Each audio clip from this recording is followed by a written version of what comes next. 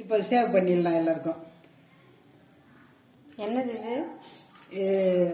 Onion மேலே சுண்டல் பேரு? சுண்டல் பேரு வண்டிக்கடை பட்டாணி சுண்டல். ஓ, ஆனியன் தூவியாச்சு, கேரட் துருவல்,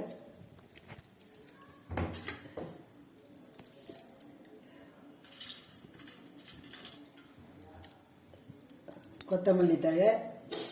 இது கான் நம்ம வீட்டிலேயே பொரிச்சு இது மேலே தூவிக்கலாம். கான் வீட்டில் இல்லை, அதனால கடையில் தான் வாங்கிட்டு வந்தோம். கான் தூவியாச்சு.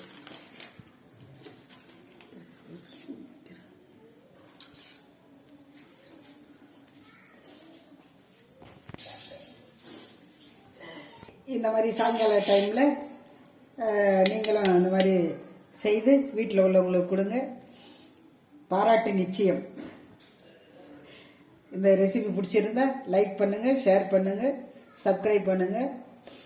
எங்கள் சேனலுக்கு ஒரு ஷேர் பண்ணிவிடுங்க.